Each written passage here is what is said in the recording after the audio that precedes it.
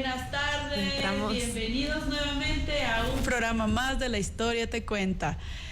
¿Cómo están, compañeros? Qué gusto nuevamente encontrarnos como todos los martes aquí. Ahí sí ya nos vemos. Netito, Patito, gracias nuevamente por estas conexiones interestelares que vamos a tener el día de hoy también. Y precisamente, sí, por estrellas nomás aquí. Porque tenemos, siempre como decimos aquí, tenemos temas que son un encanto, que son muy debatibles, que son muy interesantes y que nos van a poner a pensar, tal vez a un poquito a incomodarnos. No sé si esa sea la palabra correcta, pero la idea es que aprendamos, que nos escuchemos como siempre, ¿no? Que sigamos contando las historias de esta ciudad. Bueno, tenemos aquí al lado mío a Dome. Dome, ¿cómo estás? Qué gusto que estés nuevamente en un programa más de La Historia Te Cuenta, porque tenemos que abordar temas súper interesantes, ¿no? Tenemos un tema muy, muy interesante. Hola, chicos, a todos los que nos están sintonizando. Hola, hola, hola, Fer. Y bueno, hoy tenemos un programa bomba. Así que a todos los que nos están escuchando, alístense porque este programa va a estar fantástico. ¿Qué estábamos hablando del programa anterior? ¿Te acuerdas, Fer? Ajá, precisamente es para hacer secuencia de lo que hemos venido hablando, ¿no es cierto? Preparamos estos temas siempre con mucho cariño, con mucho respeto, además, para toda nuestra gente, para todos los vecinos y vecinas que nos están escuchando. Y precisamente estábamos hablando de la fundación, de la fecha verdadera en la que, según la historia, nos cuenta cómo se dio el proceso de esta historia, de esta maravillosa ciudad.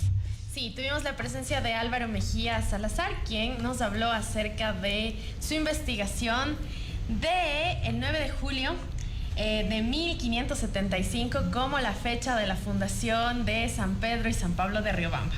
Y hablando de esa verdadera fundación y de cuestionar el hecho de que para julio ya se empiece a festejar del próximo año, ¿no? Que se empieza a festejar este 9 de julio. Se dejaron varios temas abiertos, sobre todo esta situación de la identidad de Riobamba, de la cuestión de las primicias, que no que aún son mitificadas, que tienen mitos y verdades dentro de las primicias de Riobamba, y eso nos llevó a una fibra más sensible y que es la que vamos a hablar hoy. Claro que sí, bueno, ya tenemos el link, tenemos todo lo necesario para poder entrevistar ahora a nuestro invitado. Él es Luis Esteban Bisuete. Luis, ¿cómo estás? Ya te estamos viendo, ahora sí tenemos que ponernos nuestros audífonos para poder saludarte. Precisamente sí, como decía Dome, necesitamos... A ver, háblanos por favor, Luis Esteban, para... ¿Me escuchan ahí? Sí, ahora sí te escuchamos. Perfecto. Bienvenido, Luis Esteban, nuevamente. Qué gusto tenerte, qué gusto conocerte y poder compartir estas experiencias, estos conocimientos respecto al tema de hoy. Muchas gracias por la invitación, Dome, Fer.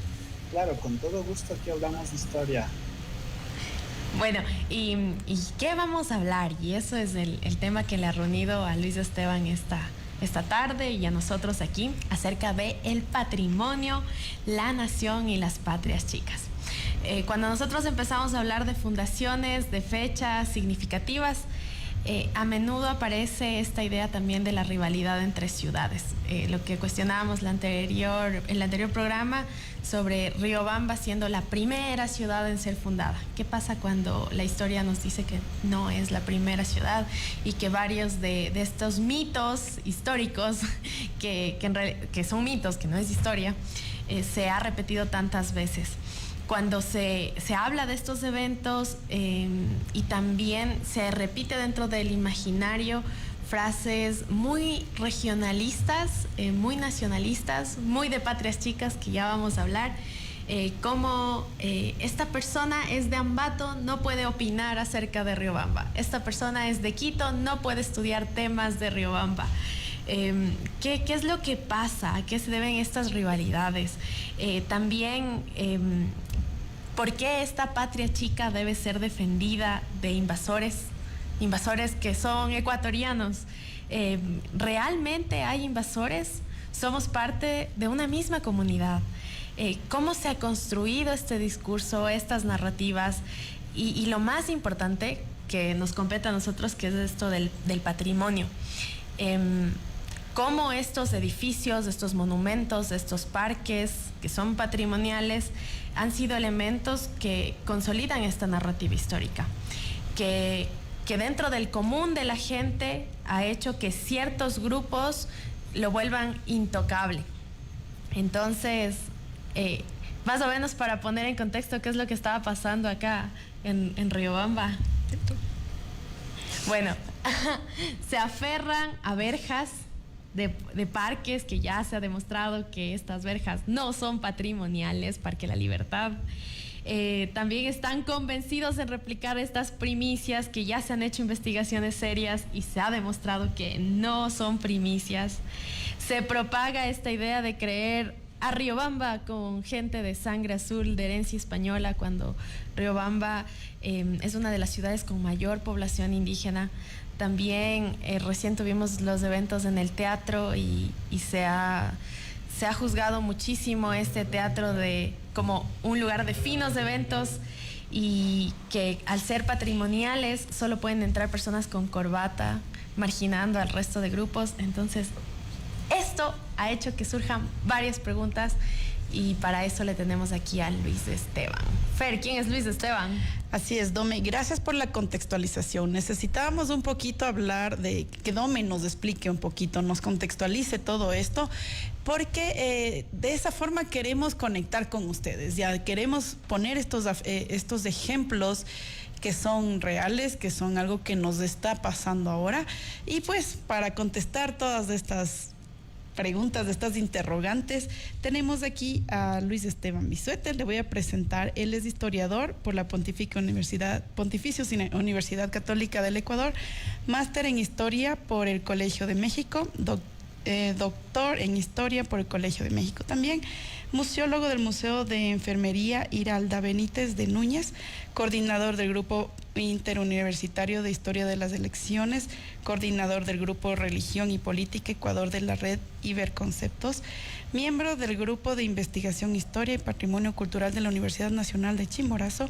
investigador asociado del Instituto Francés de Estudios Andinos, académico correspondiente de la Academia Ecuatoriana de Historia Eclesiástica y autor de varios capítulos y artículos en Ecuador y el extranjero, par ciego en revistas indexadas, etcétera.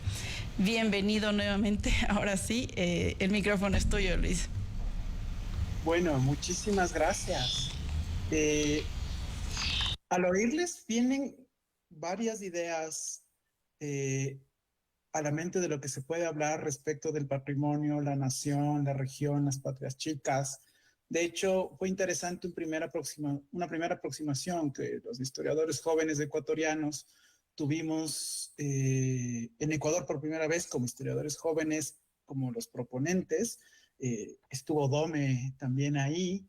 Quienes hayan podido asistir el noviembre del año pasado al simposio de historia de las regiones, y habrán tenido una probadita de más o menos por dónde van los actuales debates sobre la historia. Recordemos que alrededor del patrimonio actualmente hay voces autorizadas, y eso es lo que le hace complejo. Hay historiadores, hay arqueólogos, hay arquitectos, antropólogos, pero al mismo tiempo hay un componente de el patrimonio es el uso que las personas les pueden dar. Entonces tiene ese doble componente de lineamientos técnicos científicos alrededor de ello, porque no todo lo antiguo necesariamente es patrimonial, y hay una serie de lineamientos nacionales alrededor de ello, pero también, y es algo que últimamente ha perdido fuerza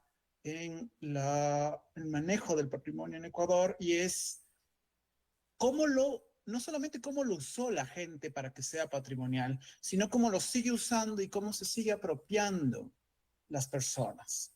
Hay ciudades en Ecuador que tienen lindas casas restauradas y muchas de ellas vacías, muchas de ellas a las que no puede acceder la ciudadanía. Y la pregunta es, en ese sentido, ¿hasta qué punto deja de ser un patrimonio netamente en papel y pasa a ser un patrimonio vivo del uso de las personas. Esto en muchas ocasiones tiene que ver con la identidad, si quieren llamarlo así, y por la pertenencia que existe o que se construye más bien alrededor de una localidad. Y tenemos distintas formas de pensar el espacio y la localidad, ¿no? Tanto pueden ser los barrios, tanto puede ser las ciudades, las regiones en sus distintas formas, la misma nación. Al final del día tenemos que pensar que todas las comunidades, o por lo menos desde ahí enuncio yo, son construidas, o sea, son los sujetos de carne y hueso en distintos momentos históricos, no solo ahora, que han dado forma a las comunidades con distintos problemas, con distintos fenómenos, con distintos acuerdos y negociaciones, pero son las personas de carne y hueso las que forman parte central de este proceso de construcción de una comunidad. Y las comunidades tienen su historia y las comunidades van cambiando constantemente. El reto que se tiene alrededor del patrimonio es en ese sentido incluir a las nuevas generaciones y no solamente que el patrimonio se vuelva un mausoleo de añoranzas, de un pasado que nos puede parecer natural, que nos puede parecer heredado, pero cuando escarbamos un poco en los documentos, cuando escarbamos y los historiadores nos ponemos a ver los por qué de cada hecho histórico o de cada proceso, nos damos cuenta que tienen una fecha de nacimiento. Incluso las ideas que tenemos alrededor de un edificio, de una práctica, etcétera, realmente es un momento en el que es construida su importancia o aquello que nosotros conocemos de esto.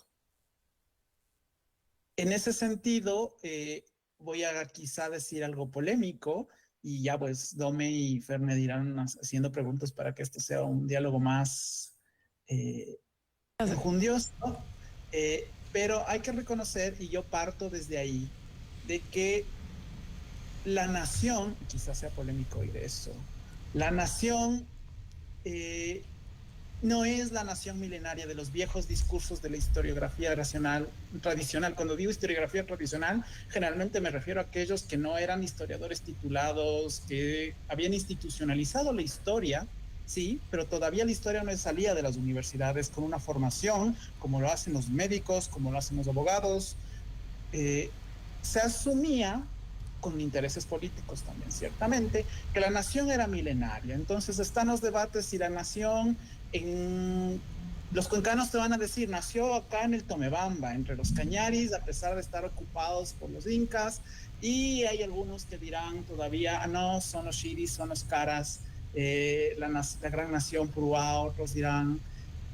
Lo cierto es que la nación, al ponerla en el sentido ecuatoriano, y yo me remonto ahorita al siglo XIX, porque ahora en nuestro presente hablamos de plurinacionalidad, de muchas naciones que estuvieron constituidas desde una historia diferente cada una, pero la nación Ecuador, este gran monolito que se nos ha presentado por muchos años, tendrá un poquito más de 200 años, ya depende de a qué historiador le preguntes. Hay unos de los que nosotros decimos apareció en 1821, otros dirán apareció en 1830 y otros gustarán de poner la fecha de independencia.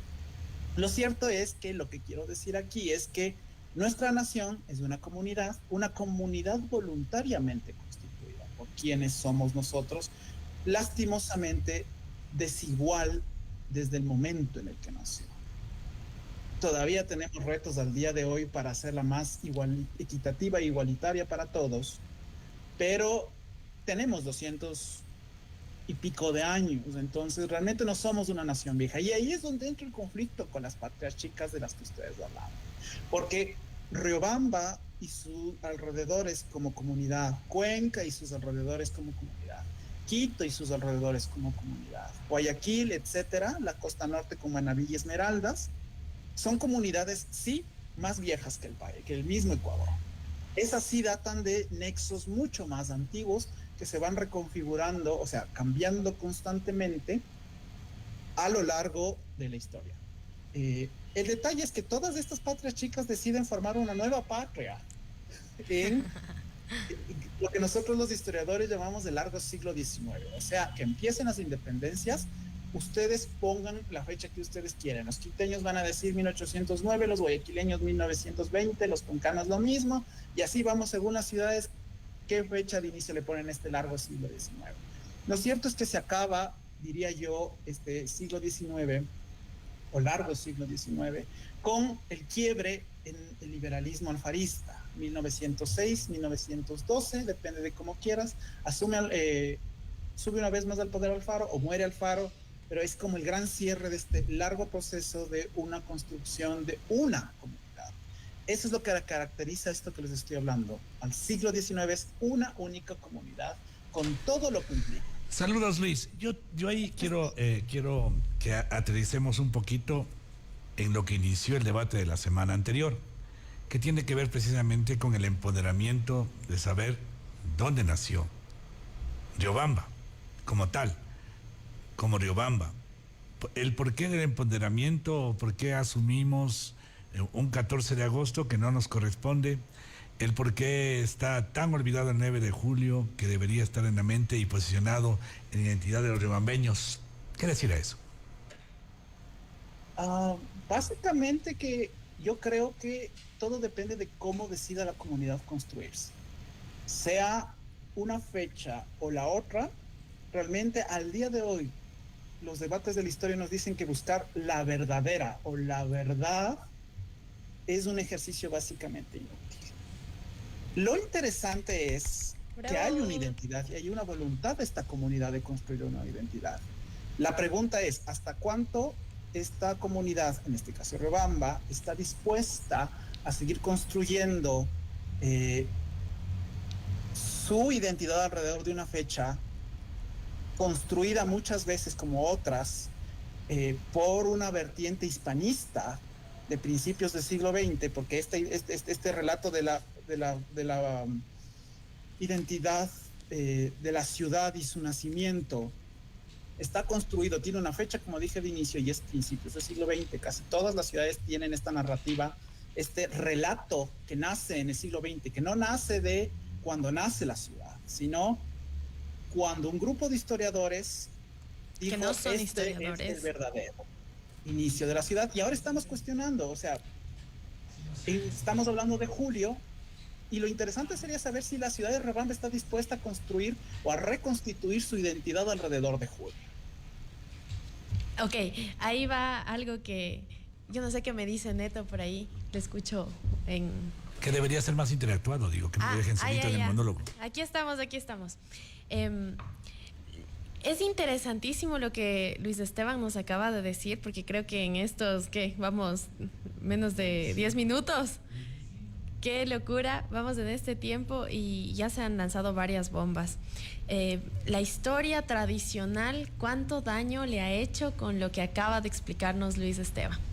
Porque eso que hablábamos al inicio de las patrias chicas, de esta incluso posible xenofobia, si se podría llamar así, estos nacionalismos, estos regionalismos, esta idea tan cerrada que nos hace olvidar que han existido varios procesos de migración, varias configuraciones de quienes somos ahora, que nos han hecho llegar a este punto.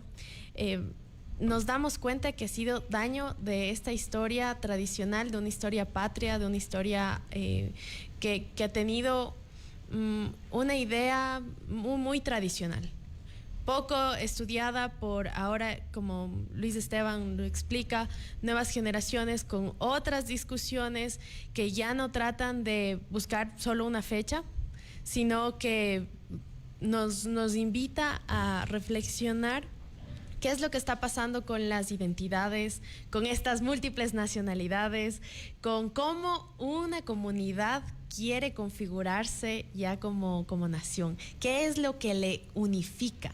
¿Qué sentimiento identitario, si identidad puede ser llamado, o qué es lo que le une a ese grupo? Y cómo también aquí estos elementos patrimoniales, los edificios, los parques, también son parte de esta construcción.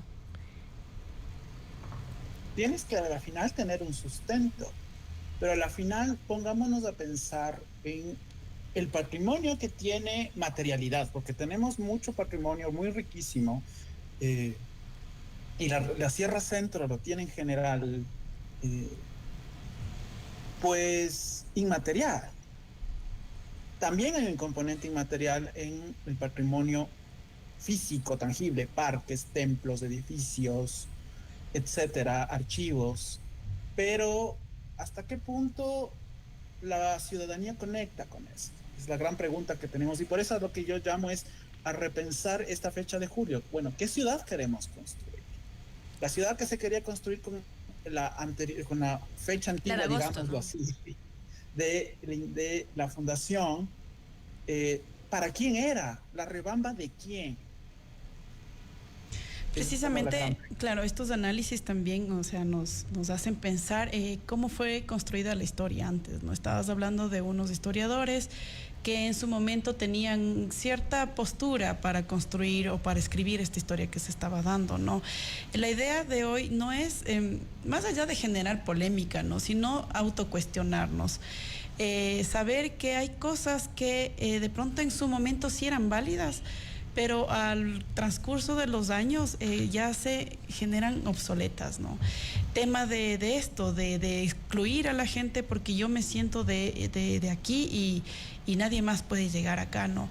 ¿Cómo podemos hacer que esto se vuelva positivo más bien? Por ejemplo, yo te ponía un ejemplo también, aquí hay estas bandas de guerra, ¿no? Que al principio entre los colegios de las bandas de guerra no podían ni verse, pero vino Comunidades, un ejemplo chévere, de exalumnos en donde dijo, no, nosotros queremos que estas bandas de guerra se unan entre los colegios y son exalumnos. Y eso han generado ellos, o sea, cambiaron su historia, sus años de historia de rivalidades entre bandas de guerra para reivindicarse. ¿Por qué? Porque sí somos riobambeños, porque somos ecuatorianos, y eso pasa en todos los niveles, ¿no? Hablando del globo terráqueo, ¿no? Si eres de Colombia, si eres de Ecuador, Entonces, ¿cómo podemos ahora, más allá de decir si es que esto es válido o no, cómo podemos utilizar esto para hacerlo positivo con nosotros, en comunidad? No está, yo creo que la respuesta no está en una cuestión de preguntarse si es válido o no, sino con una mirada crítica a cómo vieron el pasado las personas y una mirada crítica a qué es lo que nosotros podemos hacer desde el presente. En ese sentido, generar espacios, el caso que tú me estás dando es muy decidor, porque es una rivalidad generada por las autoridades. Por los docentes de los colegios sucedía en Quito, sucedía en Riobamba, sucedía. Esta rivalidad desde colegios es creada por la misma planta docente, de estos antiguos docentes que fueron educados en otro modelo educativo distinto al que nosotros tenemos. Y simplemente cuando creas el espacio, cuando miras críticamente que ya no da más el conflicto entre instituciones, sino que más bien estableces un espacio de encuentro, de participación, es cuando los mismos personajes, los mismos sujetos, la misma ciudadanía, los mismos chicos, deciden darle un nuevo significado a esta interacción. Una pregunta, para ese nuevo significado, ¿la historia qué papel cumple? Porque la historia tradicional fue la encargada de replicar fechas, de inmortalizar monumentos, inmortalizar héroes, hacerlos intocables, inalcanzables y que no se va a mover nunca. Entonces, esa fue la historia. Ahora, la historia también nos puede ayudar ahora a tener un nuevo significado, a poder construir estas nuevas identidades. ¿Es la principal causante? La historia no tiene pies que la muevan. Tienen, al final del día, personas también de carne y hueso que la hacen y que la consumen. En ese sentido, yo creo que hay que presentarnos, la pregunta sobre el pasado es sobre todo en el caso de la historia, todo el debate que hemos tenido los historiadores. Los historiadores no investigamos el pasado como monumento, sino el pasado como largos procesos que todavía muchas veces están abiertos. Y en ese sentido es interesante ponerte a pensar, es un juego como muy divertido, de voy a pensar no solo mi presente, sino los antiguos presentes, porque en algún momento estas personas produjeron, construyeron sus edificios, construyeron su memoria, etcétera, en un presente que para nosotros ahora es pasado, pero para ellos era lo que estaban viviendo. Entonces, la historia es interesante porque te acerca a esos presentes antiguos, si quieres llamarlo, a esos presentes que ya no son, que quedaron en el pasado, con todas las comillas que quieras decirlo, pero te ayuda a conectar. Hay un ejercicio muy interesante. Hay una socióloga francesa que te propone el concepto de la memoria y los hilos de la memoria. Conectas estos presentes al pensar que tú tienes un espacio en el que vives, prácticas, una comunidad que estás construyendo, pero esta comunidad no solamente es con Doménica, con Fernanda, con Andrea, que estamos conectados en este momento, sino con aquellos que ya no están, y es ahí donde conectamos con los distintos presentes del pasado, con aquellos que ya no existen, pero que construyeron una comunidad en Riobamba, que construyeron lazos, que construyeron espacios, que construyeron prácticas, que establecieron dinámicas, no solamente en Riobamba, sino con otras ciudades muy ricas. Riobamba era muy activa, tanto en una lógica comercial como en la lógica después con el ferrocarril, etcétera, y con aquellos que no están, o sea, con aquellos del futuro. Estos hilos de la memoria que tejes intergeneracionalmente. Por eso también muchas de las preguntas abiertas es, ¿qué Riobamba, o lo voy a poner por el caso que estamos hablando, queremos dejar a los que viven? Bueno, yo lo relaciono también con mi profesión, ¿no? Yo soy restauradora. ¿Y qué hacemos nosotros también con las materialidades? Nosotros, si bien es cierto, sí, las conservamos, restauramos, y veo que también ustedes en el ejercicio de ser historiadores están haciendo eso con la historia, ¿no? Están restaurando ciertos aspectos de la historia que antes no habían, no se sabían, y estamos haciendo este ejercicio de reivindicarnos y nuevamente tener o darle un nuevo sentido a nuestra historia, a nuestro presente. Eso pasa también con los monumentos, ¿no? Por ejemplo, hay monumentos que en su tiempo fueron ubicados o siguen también ubicados en espacios muy importantes. Digamos, hablemos de Colón. En algunos otros países este personaje ha sido ya derrumbado, retirado, incluso hasta de mala forma. Entonces eso yo le relaciono también con lo que está pasando ahorita con la historia, ¿no? Y el ejercicio que estamos haciendo ahorita desde la radio, ¿no? La idea es que la gente conozca qué es lo que está pasando. O sea, no quiere decir que porque en su momento Cristóbal Colón fue un monumento y que estuvo puesto aquí, tenemos que seguirlo venerando como que fuera una realidad válida para todos, cuando de pronto en su momento era válido. Y ahora también como conservadores vemos que estos monumentos son retirados y, como te digo, a veces hasta los destruyen. Como conservadora yo digo, no, pues eso también fue parte de la historia. Es una historia que ya no es aceptada para muchos ahora, que ya no es... digamos, de motivo de ser orgullo para muchos, y se lo retira. Entonces, es así como influye también desde nuestra comunidad, ¿no? Hablábamos de unas rejas, hablábamos de unas primicias, y no, como les digo, con el sentido de generar pelea aquí, ¿no? Porque no nos vamos a pelear, sino la idea es comprendernos. Entonces, ¿por qué de pronto esas rejas tienen que ser retiradas, ¿no? Si hablamos desde el ejercicio, ¿no? Para hablar con los vecinos y las vecinas también de aquí, del barrio de la Libertad. Primero, si hablamos de materialidades, son rejas, como bien dijo la Dome, que no son antiguas. Tenemos, según la normativa, deben tener 100 años de antigüedad. Eso también queremos enseñarles a nuestros vecinos, que no estamos retirando esto porque de pronto simplemente fue algo antojadizo, sino porque generan bloqueos, generan barreras para el uso de los espacios públicos, ¿no? Y eso es como la historia nos ha venido contando, ¿no? Como nos ha venido trayendo. Es que es demasiada información que no sé ni cómo ordenarla en mi cabeza para poder expresarla. Te ponemos ejemplo de las plazas. De hecho, es el mejor. los parques, las plazas, Parques, claro. Etcétera. Pensemos en en muchos casos empezaron como plazas y mercados, no como parques estéticos. Entonces, había un uso dinámico, no había rejas, y llega el siglo XX, en la mayoría de casos XIX, pero sobre todo siglo XX en Ecuador, que empiezan a quitarles el uso de mercado, a encerrar a estos negocios en otros espacios, muchas veces negociado, muchas veces a la fuerza. Así se construían las ciudades en términos de ornato.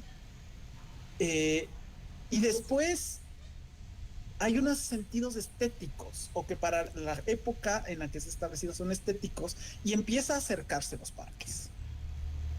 Lo importante es ponernos a pensar en esta idea de ese espacio, cómo, y la historia nos ayuda, con sus distintos usos. En algún momento, muy vivo, con comercios, con ventas. Después, en otro momento, 2 siglos después, vallado porque había una estética. Y la ciudad de Riobamba... Y además era por su funcionalidad. Dome también nos contaba que se utilizaban estas vallas para evitar que entre la basura y cosas así. Sí, a ver, te ponemos en un poco en contexto. ¿Qué es lo que está pasando en Riobamba? Están pasando algunas situaciones con el patrimonio. Nosotros estamos tratando de hacer una campaña por patrimonio vivo. Por Dios, habitemos estos espacios que no son solo para ciertos grupos, y también cuando hacemos cambios, como el Parque de la Libertad, que ahorita está teniendo muchísimos cambios, son cambios que que han sido considerados históricamente por toda esta cuestión de los usos en el tiempo, y cuáles elementos de este espacio también han sido sí patrimoniales y otros que no tienen nada de patrimonial, pero que recuerdan una nostalgia, un sentimiento romántico de la Riobamba antigua, de personas adultas que vivieron eso, que nacieron, que respiraron, que son parte de este contexto y que están recordando lo que nos decía Luis Esteban, ese presente que ya pasó, y que quieren mantenerlo para seguirlo manteniendo como historia. Tenemos unas verjas en el Parque de la Libertad puestas en 1998, pedidas desde 1970, porque en 1970 el Mercado San Francisco, que está diagonal a este parque, empieza a tener muchísima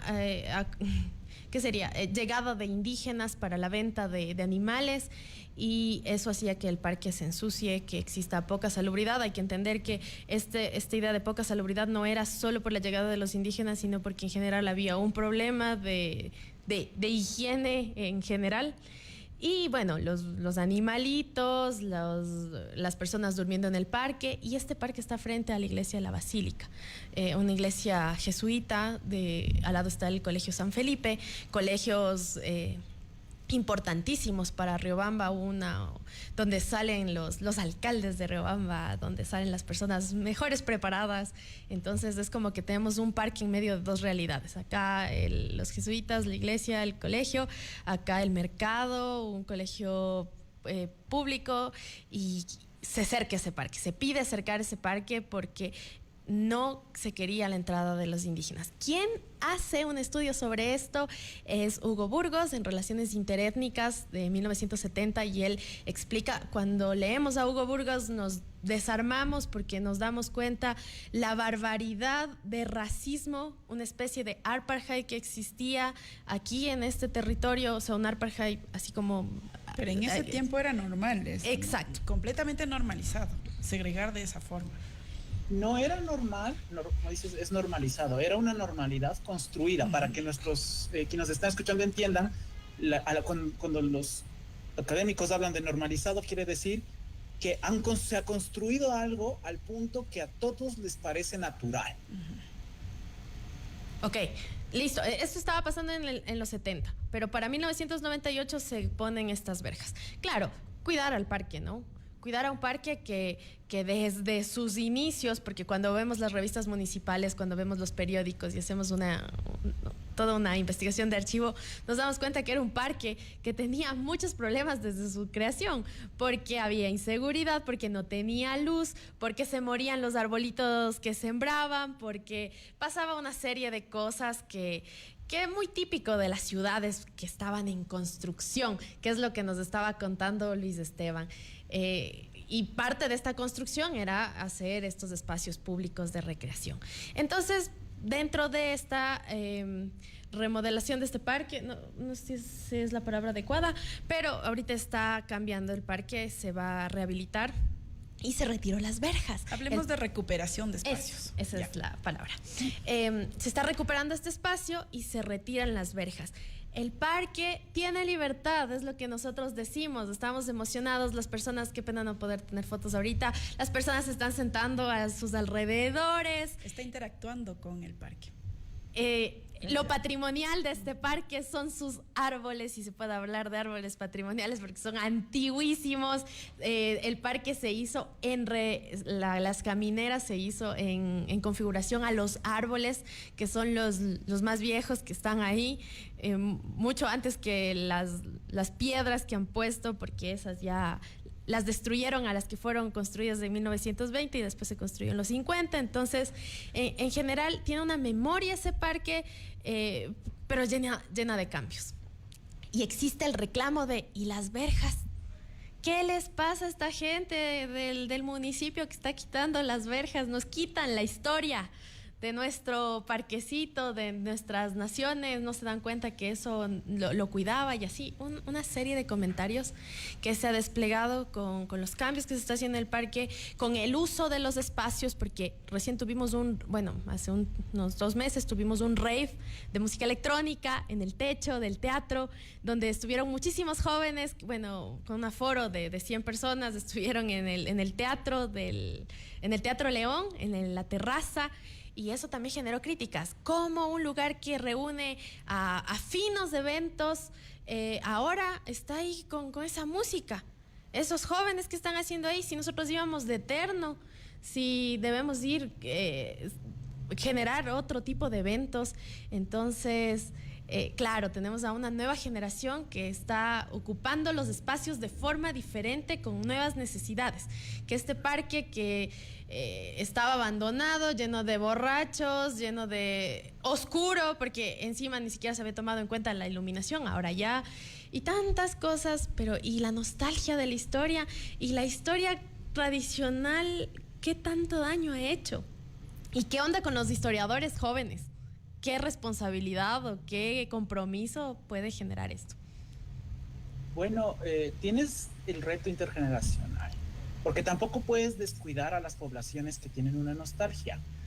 Lo que sí hay que hacer hincapié es que la memoria se construye, no es el testimonio verídico del pasado, sino la memoria se compone de recuerdos y olvidos. Y muchos de esos recuerdos son lo que nuestra mente fabrica o cómo almacena esta información. Entonces, hay que contrastar muchas veces, y ese es el trabajo del historiador, con los documentos, al que tampoco hay que creerle como la verídica o el último testimonio infalible. Y al momento de tener 2 generaciones de disputa, pues la gran pregunta es ¿qué queremos hacer con nuestros espacios patrimoniales? No podemos ciertamente mantener al Teatro León con la misma programación que tenía hace 70 años. Tomando en cuenta que en ese teatro se veía porno, ¿no? Por si acaso, a los que iban de corbata, también veían películas porno. Fueron parte de los usos que se dio cuando los edificios llegan a ser abandonados, ¿no? Entonces empiezas a degradar y bueno, no quiero justificar nada, pero es lo que pasa, ¿no? Se dan diferentes usos según las condiciones y los recursos con los que se cuenta en ese momento. Pero sí, ¿qué pasaría? No sé, yo no viví en esa época cuando eso pasaba aquí. Espero que la gente también haya saltado y reclamado por esos usos que se les daba. Entonces, a veces también es como la memoria bien selectiva, ¿no? Sí, siempre selectiva. Siempre selectiva y de alguna manera nos tiene que llevar al diálogo. Incluyan a eso es lo que estamos haciendo precisamente en este espacio. Exactamente. Y la otra cosa es hacer una culpa de que porque el pasado del que se glorifica es una memoria posiblemente ni siquiera una memoria directa, o poco hay de memoria directa, sino es una memoria adquirida, es decir, la memoria armada de la memoria de otras personas. Eso también es un proceso interesante y que te lleva a la añoranza de la inauguración del Gran Teatro León. Entonces, preguntémonos quiénes podían entrar a ese Gran Teatro León. Recordando que no hace mucho, estamos hablando de 79, no todos podíamos votar, es decir, no todos los ecuatorianos teníamos los mismos derechos. Ya hablando del voto, no se diga en el acceso a la cultura con todas las mayúsculas y todas las comillas muy pomposas, es el debate de sentarnos en diálogo intergeneracional y saber cómo podemos hacer uso de lado y lado de un espacio que le pertenece a todos los miembros de una comunidad. Con todas y sus diversidades. Exactamente. Con todas las diversidades, porque hay que entender que somos sociedades heterogéneas, y que cada uno debe es una ciudadanía, es un municipio que debe generar espacios para todos los ciudadanos y las ciudadanas. Es efectivamente. Y ese es el reto que tenemos en estas generaciones los historiadores. Pensar de manera crítica todos esos grandes relatos antiguos. Cuando digo antiguos me refiero a la historia tradicional. De una manera crítica lo que se dijo en ese momento y lo que no se vio tan bien. Y el otro gran reto que tenemos es resolver el encerramiento de la academia. Las universidades y lo que producen, si no conecta con la población y no le beneficia a la población, están haciendo un ejercicio absolutamente inútil.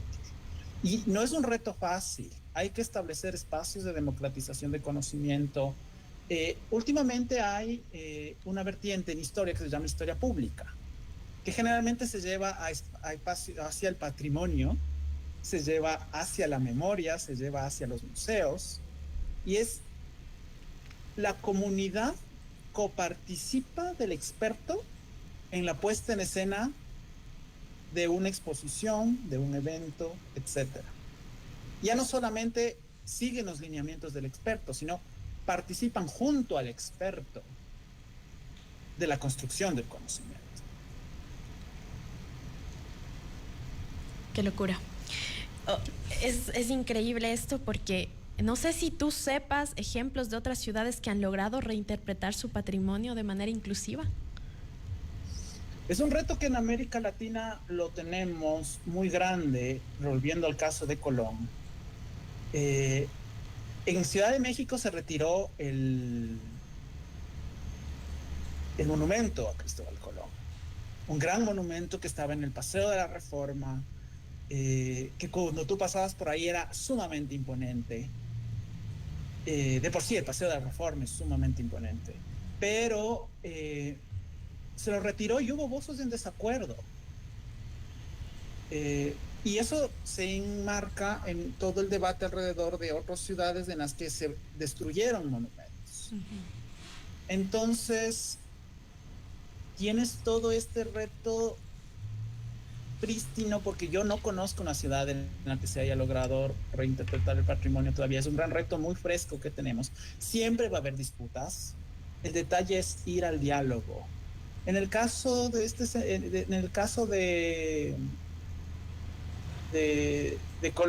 monumento a Colón, una cosa que se hizo interesante, que no se ya depende de cómo termina siendo manejada, fue preguntarle a la ciudadanía, bueno, ¿y cómo quiere representarse en ese espacio?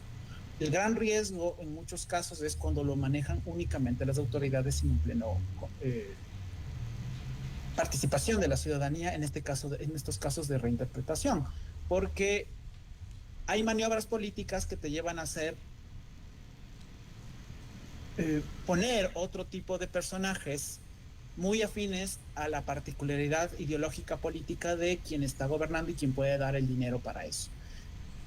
El reto está para todas nuestras ciudades en reconocer que hay conflicto, reconocer que va a haberlo por algo y sentarnos a dialogar y a consultar. En realidad sí es porque no puedo, porque me están diciendo muchas opiniones, hacer efectivamente eso, sino los técnicos de la ciudad tienen que sentarse a pensar cómo llevar a buen puerto todo lo que han. Así es, todo a través de políticas públicas, políticas culturales y obviamente seguir tratando de estos temas, ¿no? En estos espacios, porque realmente el tema de patrimonio es un tema muy complejo porque a veces se ha estado manejando súper desconectado, como tú dices, ¿no? De la gente. Simplemente ha sido algo muy desde las universidades o desde la academia, pero sin consultarlas con las personas, o más allá de consultarlas, sin interactuar con las personas, ¿no? Entonces, yo como funcionaria pública sí te digo, o sea, a mí me quedan igual un montón ahorita de cuestionamientos de cómo gestionas desde el sitio en donde yo estoy, ¿no?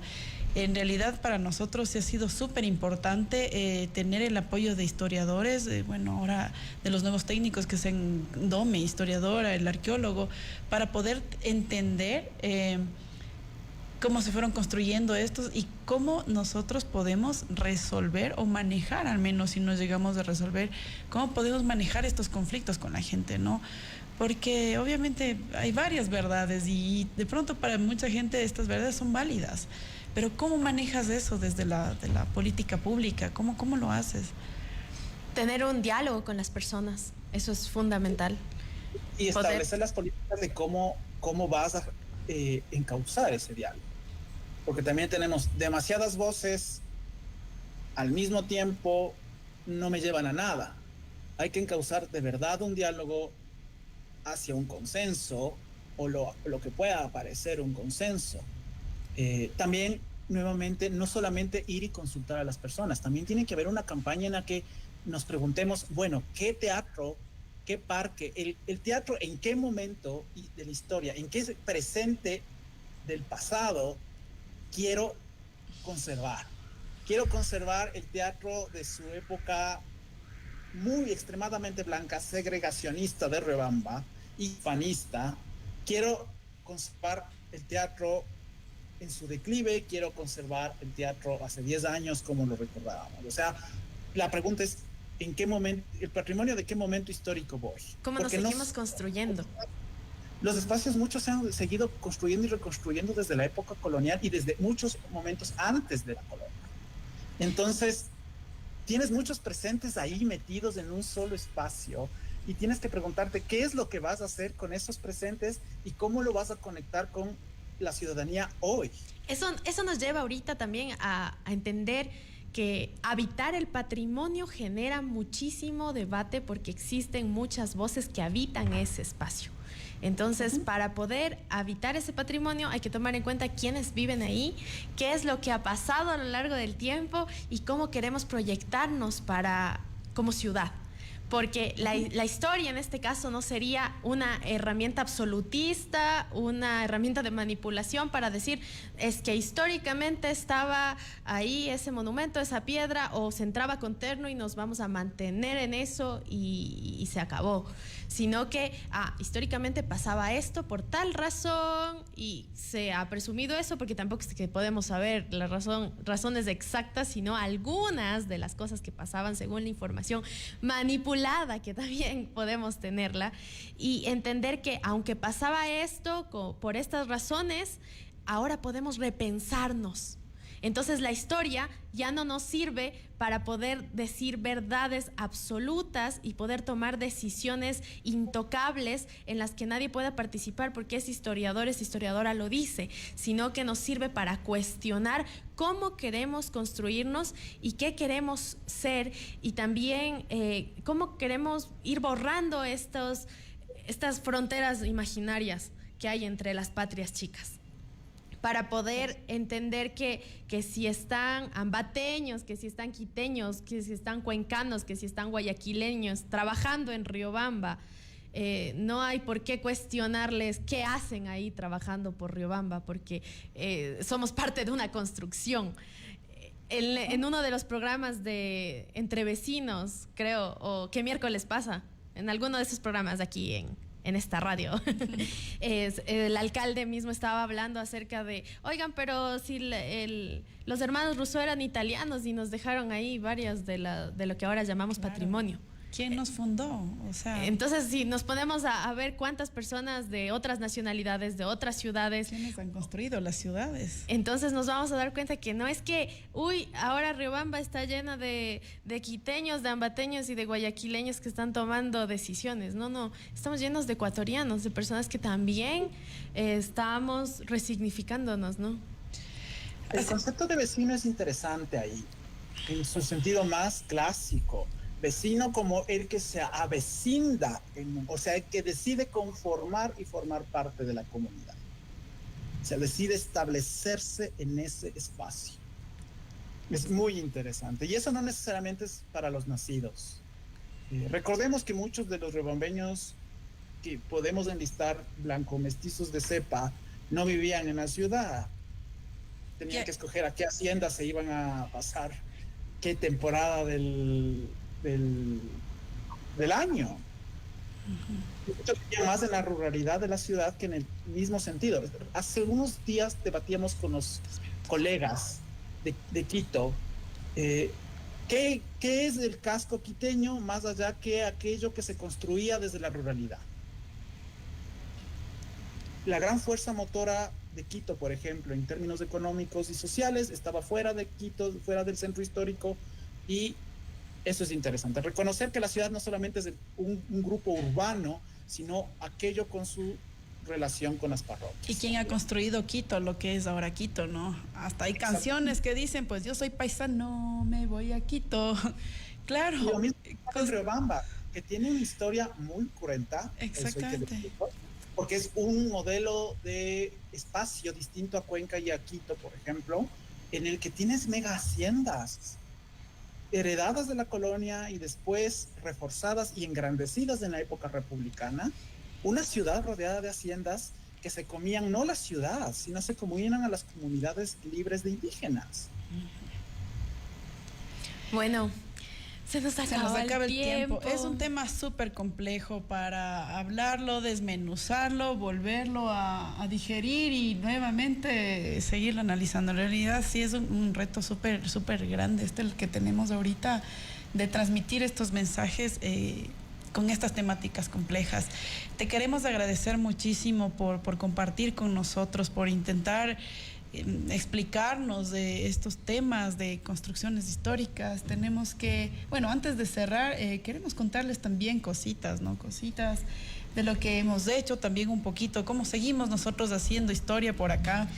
Sí, bueno, es importantísimo generar cambios, cuestionar esto y sobre todo poner sobre la mesa esos temas. Y poner sobre la mesa estos temas con personas como Luis Esteban, que se han especializado en los estudios del siglo XIX, quien está próximo a dar un curso de Ciencia y Poder del siglo XIX. Sí, Luis Esteban. Ciencia y Poder del siglo XIX, que pueden inscribirse. Es un curso abierto que va a estar las inscripciones hasta el 10 de agosto en Cursos Abiertos de Flaxo Ecuador, para quienes estén interesados del el mismo que acaba de hablarnos ahorita, con toda esa sencillez, porque ven que la historia no es aburrida, sino que nos invita a cuestionar nuestros presentes. Así que si desean inscribirse, adelante. Y estamos haciendo cosas geniales también en la historia con los estudiantes de la Universidad Nacional de Chimborazo. Que fueron a visitar, ¿dónde? ¿A dónde se fueron hoy? Que el día de hoy con su profesora Andrea Miniguano, muy querida para nosotros. Muy famosa también en este espacio.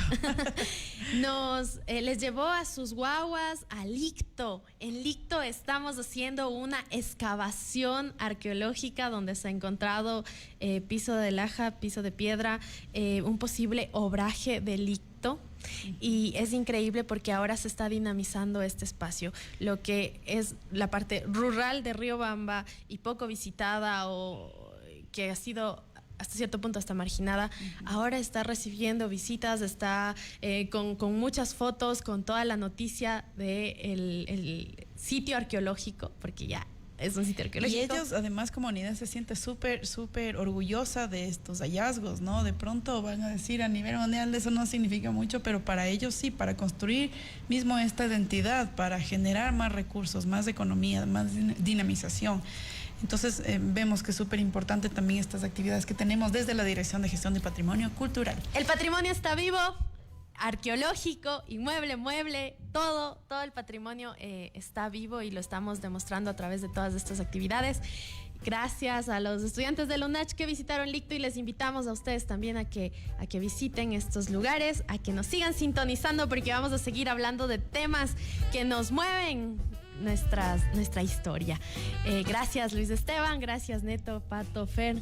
Muchísimas gracias, y no se olviden, vecinos y vecinas, también seguirnos en nuestras redes sociales. También tenemos una página aliada que se llama Amigos de Patrimonio, y no se olviden de sintonizar cada martes aquí en la 106.5 FM, la de Riobamba. Gracias, queridos vecinos y vecinas. Mucho gusto compartir este espacio con ustedes. Nos vemos hasta la próxima. Gracias. Chao, chao.